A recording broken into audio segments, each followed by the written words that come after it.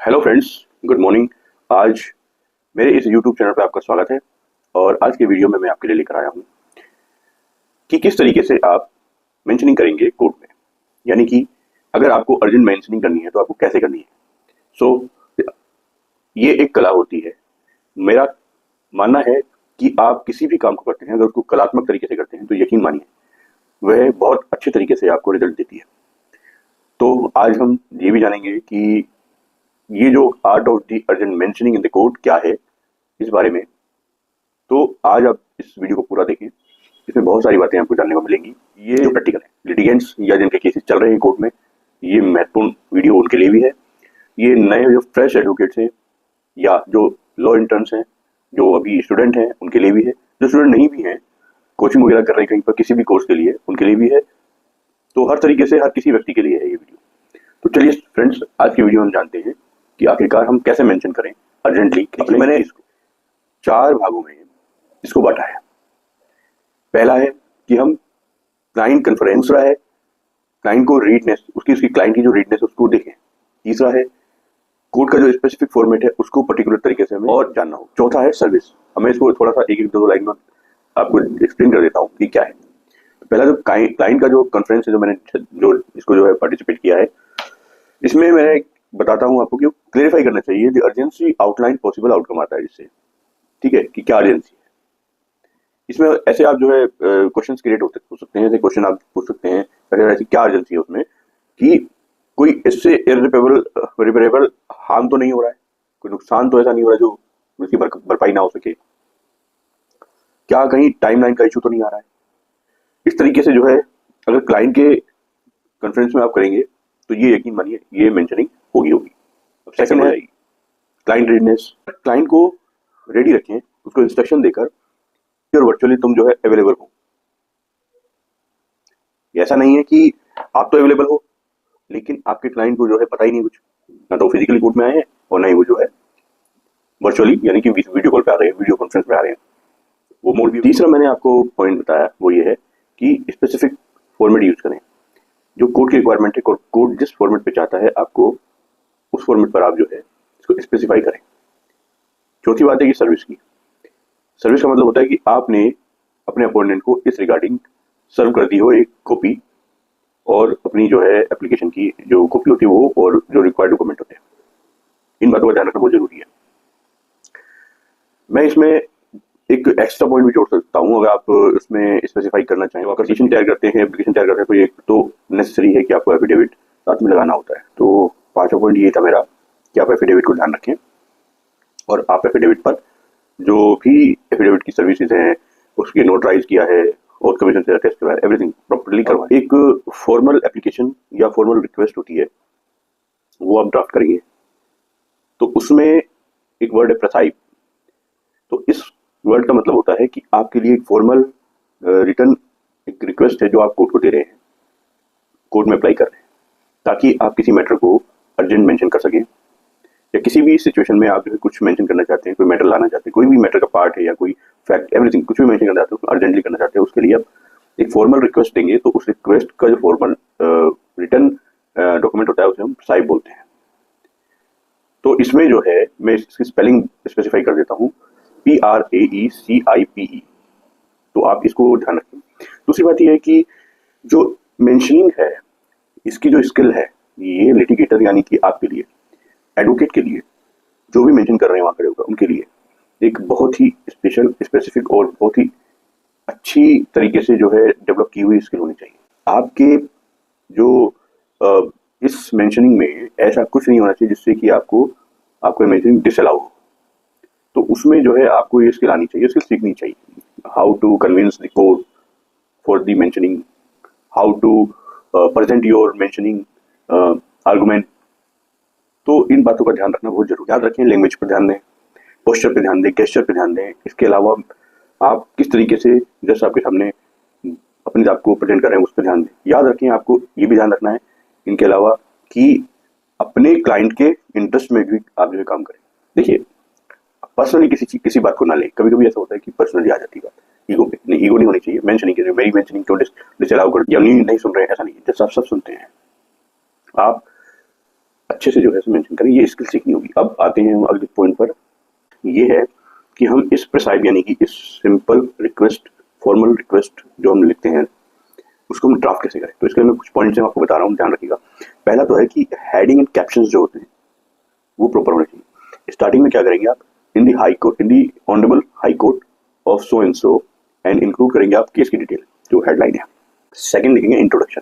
Introduction का जो point है जो मेंशन होगा वो क्लियरली स्टेट किया जाएगा कि क्या जो है वो इंट्रोड्यूस कर रहा है, वो पेपर जो आप दे रहे हैं, डॉक्यूमेंट दे रहे हैं, मतलब जो आप रिटर्न स्टेट अपना जो एप्लीकेशन है। उसके बाद जो रिक्वेस्ट है, जो प्रेयर है आपकी कंफर्म होनी चाहिए, प्रिसाइज होनी चाहिए एकदम से। जो रिलीफ आप सॉर्ट कर रहे हैं, एक्शन आप चाहते हैं वो प्रॉपर होती है। और फोर्थ होता है इसमें फाउंडेशन। हाईलाइट कीजिए उन बातों को जो एप्लीकेबल लॉ, एप्लीकेबल रूल्स हैं इनको, और इसके अलावा क्या आप उन साइटेड जजमेंट्स को के अलावा भी कोई और ऐसी चीजें हैं जो लिंक है इसी कोर्ट के जो है पुराने ऑर्डर से, ऐसा कुछ हाईलाइट करना हो तो कर दीजिएगा। तो होता है सिग्नेचर्स एंड ये जो सील होती है, सिग्नेचर एंड सील जो है, ये इंश्योर कीजिए कि आपने सिग्नेचर कराए हो पार्टी से, और अपने जो एडवोकेट्स हैं आपने जो है या जो फ्रेश लॉयर्स हैं उन्होंने सिग्नेचर किए हैं और स्टैंप लगाई है।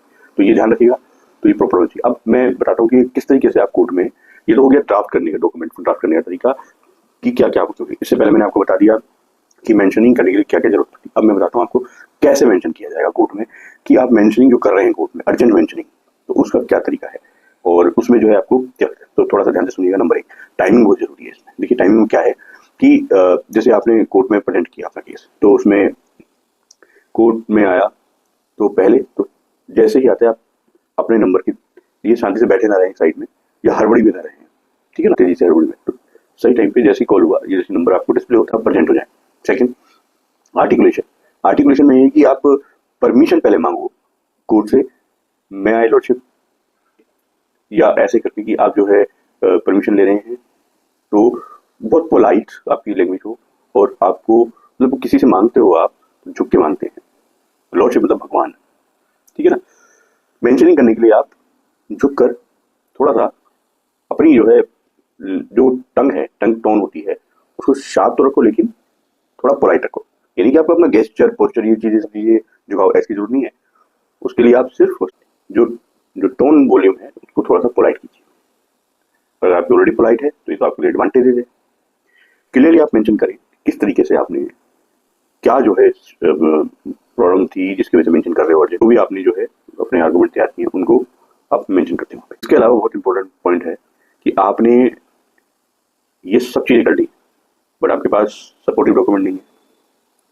मान लीजिए, चलिए आपने ये कहा कि किसी व्यक्ति को कैंसर है, 2 दिन के बाद वो डेथ हो जाएगा, उसका एविडेंस होना था, बट वो एविडेंस हाई कोर्ट में ऑर्डर पे लगा हुआ है कि वो होना है, और हाई कोर्ट अगर परमिट करे कि कल इसका जो है एविडेंस हो जाए, तो ये जो डॉक्टर्स ने या मेडिकल जो इसकी रिपोर्ट है कि 2 दिन के बाद इसकी डेथ हो जाएगी, तो हम इसके एविडेंसेस करा सकते हैं हाई कोर्ट में, ऑनरेबल हाई कोर्ट में, वगैरह वगैरह। मैं एक फैक्चुअल नहीं, मैं एक हाइपोथेटिकल एक ऐसी सिचुएशन बता रहा हूँ आपको जिसमें आप कर सकते हैं। फैक्चुअल बहुत सारी सिचुएशन होती है, कोई सिचुएशन मान लीजिए, तो क्या आपके पास इसमें तो ये नहीं पूछा जाएगा कोर्ट के द्वारा, ऑनरेबल जजेस साहब के द्वारा कि जो है भाई मेडिकल डॉक्यूमेंट लाओ, और वही नहीं आपके पास, आप सिर्फ कह रहे हो, हाइपोथेटिकली बोल रहे हो, जिस तरह की मैं हाइपोथेटिकल स्टोरी बना रहा हूँ ना अभी, तो आप भी बना रहे हो, तो ये ठीक नहीं है। तो आपको मेडिकल डॉक्यूमेंट्स इन सपोर्ट, यानी सपोर्टिव डॉक्यूमेंट होने चाहिए, डॉक्टर की रिपोर्ट्स, ये कि 2 दिन के बाद वो डेथ हो रही है, उसकी हो जाएगी, कैंसर है, सीवियर है, ये है, वो नो रिकवरी, तो अरेंजमेंट सब हो जाते हैं, जैसा आप ऑर्डर कर देते हैं, लेकिन आपके पास सपोर्टिव डॉक्यूमेंट होने चाहिए, ध्यान रखिए। चलिए आपने सब कुछ बोल दिया, कोई प्रॉब्लम नहीं है, ठीक है ना। अब मुझे ये बताया कन्विंस कैसे करेंगे। ऐसे बोलने पे कन्विंस हो रहे हैं, जो आपने बोल दिया मुझसे उससे कन्विंस हो जाएंगे? नहीं। या जो आपने डॉक्यूमेंट दिखा दिया उससे कन्विंस हो जाएंगे? जैसा नहीं। इसके लिए कुछ बातें हैं। नंबर 1, आपको ये बताना पड़ेगा कि आखिरकार अगर आपने, यानी कि ऑनरेबल कोर्ट ने ये आदेश पारित नहीं किया, ये ऑर्डर नहीं दिया कि इसका जो है एविडेंस, जो स्टोरी मैंने सुनाई थी उसमें बता रहा हूँ मैं, उसकी उसमें जो है अगर जैसा आपने जो है एविडेंस कल नहीं कराए या आज नहीं कराया, उसकी डेथ से पहले नहीं कराया, तो क्या इररिपेरेबल हार्म होगा, ठीक है। तो इस को पहले तो मेंशन करना बहुत जरूरी है, जो ऐसा नुकसान जो कभी किसकी भरपाई ना हो सके, ऐसा नुकसान होगा उसके लिए कोई भरपाई नहीं होगी, पहली बात। फिर दूसरा है कि आपको प्रेसिडेंट्स यानी कि पुरानी जजमेंट देनी पड़ेंगी, या तो उसी कोर्ट के दे दीजिए आप जिस ऑनरेबल कोर्ट में आप जो है हाई कोर्ट में या लोअर कोर्ट में भी हो। अगर आप लोअर कोर्ट में मेंशनिंग कर रहे हैं तो उसका भी बता रहा हूँ। लोअर कोर्ट मतलब session court, MM court, JM court कहते हैं जिसको, जुडिशियल मजिस्ट्रेट कोर्ट। वहाँ के भी प्रोसीजर कुछ अलग नहीं है, लेकिन क्या है कि मेंशनिंग करने का तरीका होता है, कन्विंस करने का तरीका होता है। तो आप पहले तो अपनी प्रॉब्लम बता दी, सब कुछ बता दिया आपने, आप कन्विंस करना है, सब कुछ डॉक्यूमेंट एविडेंस दे दिया आपने, सारे पेपर जमा कर दिए, सपोर्टिव डॉक्यूमेंट एवरीथिंग दे दिए। लेकिन कन्विंस करने का पहले बताओ उनको क्यों दें, क्या करें आपके लिए। पहली बात तो आपको कोई नुकसान है जिसकी भरपाई नहीं हो सकती अगर नहीं किया गया। दूसरा, आपने पुरानी जजमेंट दे दी है जो सुप्रीम कोर्ट के या दिस हाई कोर्ट के हैं। इसके बाद एंटिसिपेशन भी करना बहुत जरूरी है। एंटिसिपेशन आप नहीं करते हैं, आप एड्रेस कीजिए। आप ऑब्जेक्शंस भी जो है जो उसमें हो सकते हैं उनको उनको उनके खिलाफ भी जो है, क्योंकि दूसरी पार्टी के ऑब्जेक्शन तो होंगे वो तो ऑब्जेक्ट करेगी दूसरी पार्टी। जब दूसरी पार्टी ऑब्जेक्ट कर रही है तो ऑब्जेक्शंस को भी तो आप जो है उसके अगेंस्ट कुछ बोलेंगे, तो वो भी बोलना जरूरी है, तभी आप मेंशनिंग कराने में कामयाब होंगे। चौथी बात है कि आपको हर क्रम पर मेंशनिंग के दौरान ये नहीं सोचना कि मैं जाऊँ और मेंशन ऐसे कर लूँगा और हो जाएगा, ऐसा नहीं। आपको आर्गूमेंट के लिए रेडी होना चाहिए every time. Be prepare for the argument, complete argument, ये ध्यान रखें। तो अब आपको समझ में आ गया होगा कि कन्विंस कैसे करें। अब क्या क्या चीज़ें अवॉइड की जा सकती हैं ये मैं आपको बता रहा हूँ, और आपको मैं जो बता रहा हूँ ये प्रैक्टिकल बातें हैं। इसमें एक छोटी सी हाइपोथेटिकल स्टोरी को ऐड करके मैंने आपको समझाने की कोशिश की है। तो अवॉइड क्या करें वो पढ़ लीजिए, वो सुन लीजिए अच्छे से।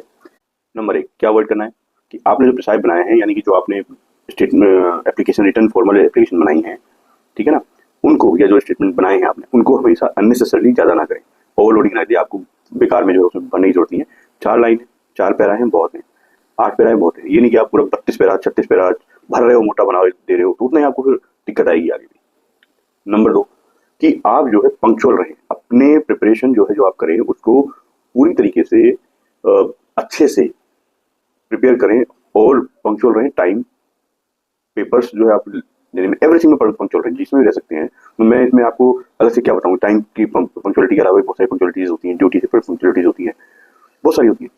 आप तीसरा पॉइंट है कि अपने अपोनेंट को एडवांस में कॉपी प्रोवाइड कर दें, सर्विस दें, और तो और उसे पहले से ही नोटिफाई कर दें, फ़ोन करके, मैसेज करके कि आज इस डेट पर आपको आना है, आपकी डेट लगी हुई है, और तो और प्लीज़ इफ पॉसिबल देन आप थोड़ा बहुत फेवर अगर वो कर सके तो अच्छी बात है।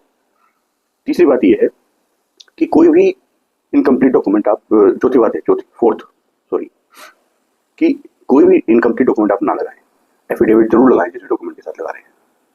तो ये 4 बातों का ध्यान रखिए। इसके बाद आपको चेकलिस्ट है सक्सेसफुल मेंशनिंग के लिए, क्या क्या होनी चाहिए चेकलिस्ट, वो मैं फाइनली बता देता हूँ आपको कि किन किन पॉइंट्स पर आप जो है ध्यान दें। सपोर्टिंग डॉक्यूमेंट आपके होना चाहिए, सर्विस आपने कराई हो उसकी वो उसका प्रूफ आपके पास होना चाहिए, मल्टीपल कॉपीज आपने जो है आपके पास है उसको ध्यान रखिए, उसको देख लीजिए, और हमेशा शांत रहिए बिल्कुल। ऐसा नहीं कि आप जो है बिल्कुल हड़बड़ी में अरे कैसा होगा, क्या होगा, नहीं होगा, ठीक है। तो ये सब कुछ ध्यान रखिए, आपका मेंशन हो जाएगा। मेंशन होना मुश्किल नहीं होता, लेकिन क्या है कि ये नहीं कि नामुमकिन नहीं है तो पॉसिबल भी है, ऐसा नहीं है। पॉसिबल कई बार नहीं होता है, लेकिन नामुमकिन नहीं होता कभी कभी, तो उसका ध्यान रखें। और आज का वीडियो आपको जो इन्फॉर्मेशन मैंने इस वीडियो में दी है आपको कैसी लगी है, प्लीज़ सब्सक्राइब कर लें मेरे पहले तो इस यूट्यूब चैनल को। बहुत अच्छी जानकारी मैं लीगल आपको लेकर आता हूँ। तो वीडियो आपको अच्छा लगता है तो वीडियो को लाइक कर दीजिए, शेयर कर दीजिए और लोगों में भी, ताकि जानकारी मिल सके। सिंपल फॉर्मेट पर ही मैं आपको जो है ये बना के दे रहा हूँ वीडियो, और आपका प्यार आशीर्वाद हमेशा मुझे मिले। कोई लीगल काम, कोई लीगल वर्क हो आपके पास जो आप चाहते हो, केस कराना हाई कोर्ट, सुप्रीम कोर्ट और लोअर कोर्ट में कहीं पर, दिल्ली NCR या जहाँ भी आपकी जो है लोकेशन आप बताएंगे तो हम करवा देंगे। तो आप ये नंबर स्क्रीन पर दिया है उसको आप देख सकते हैं, और उस पर आप जो है मुझे कॉन्टैक्ट कर सकते हैं। Thank you very much.